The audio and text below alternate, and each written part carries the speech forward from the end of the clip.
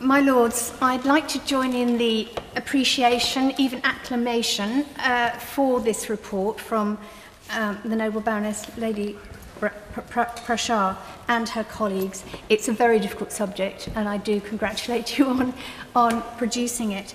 An earlier contributor to this debate said, when talking about the issue, said that it's obvious the scale must be reduced. Now, I would say that's complete nonsense. Nothing is obvious about the whole process of Brexit, absolutely nothing. I myself voted for Brexit.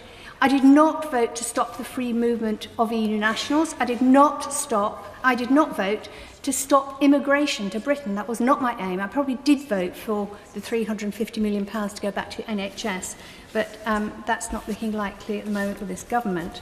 I say that to demonstrate that it is impossible, apart from saying that all those millions of people voted to exit the EU, you cannot draw any assumptions from the other things that they believed at the time. There simply wasn't the proper debate, and everybody probably had their own little view of what it meant to exit.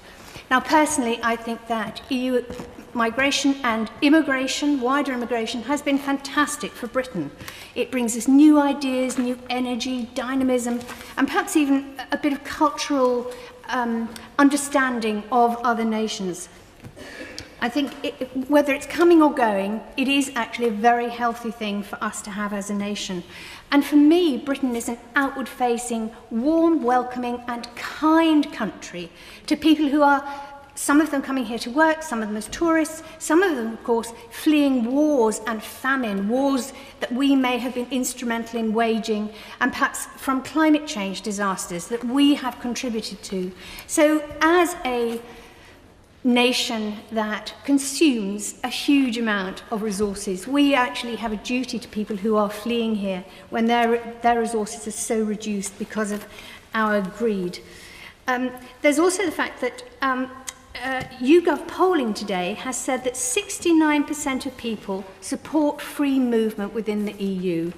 Now, this is mainly because they want reciprocal relations, but that's 69% of people who think that the free movement within the EU is a good thing to have. We have to keep that in mind when we're thinking about movement of peoples generally.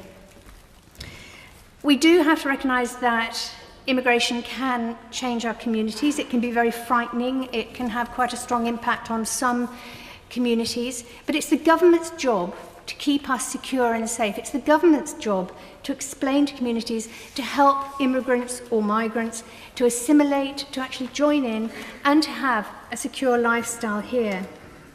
But of course, the government's actually doing the opposite. It has suggested that the lack of GPs or school places can be blamed on immigration. Now, that's scandalous, it's irresponsible, as well as blatantly untrue.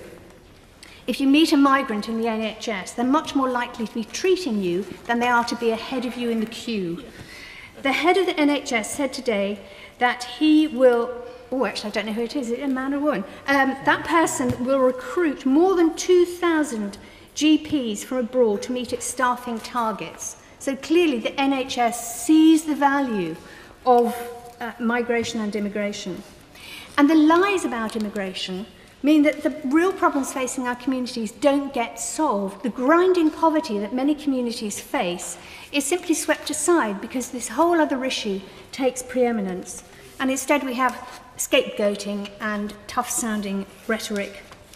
We've got to make our immigration system fairer and more humane. We've got to end immigration detention, scrap the minimum income rules for visas, and make family reunions easier.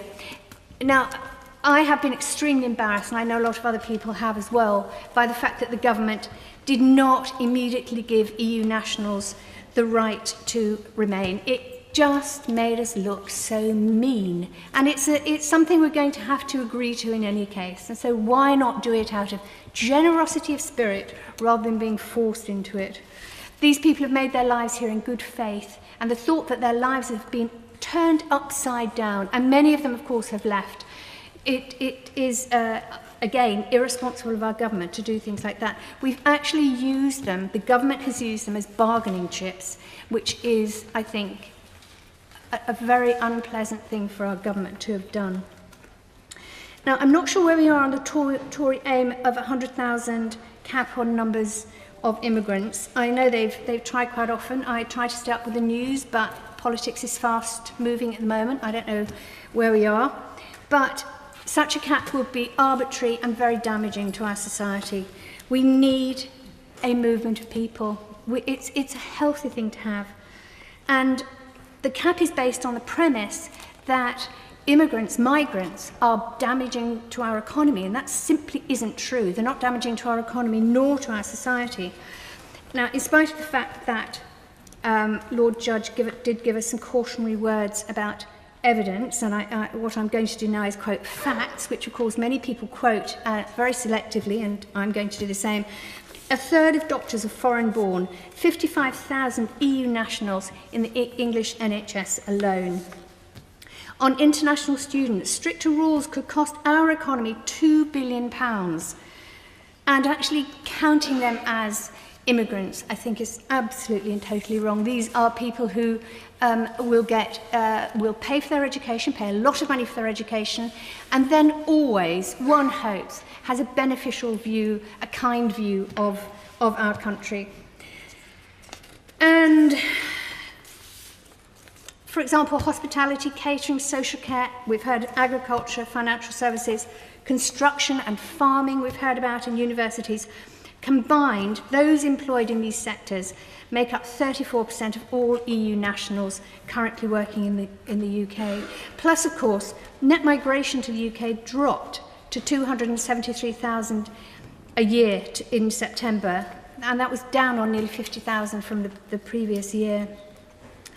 I find it hard to believe that the country that I live in and work so hard for has been so inept at handling this whole issue, and actually not just handling it badly, but also lying about the impact of migrants and of immigrants on our society and on our economy. We just don't hear enough about the benefits that migrants bring. And it seems to me that's the government's job, and they are not doing it at the moment.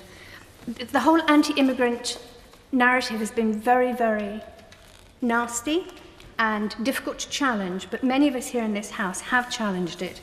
But sadly, the government has not picked up on that. And personally, I think the UK would be much, much worse off without the free movement of people.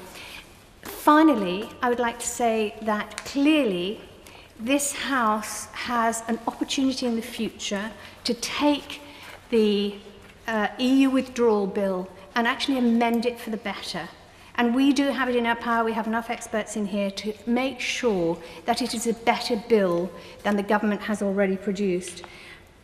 Personally, I think that we should join together, cross-party, and vote down the worst aspects of the bill. And I very much hope that this House demonstrates to the government that it simply can't pass legislation that is so cruel and inappropriate.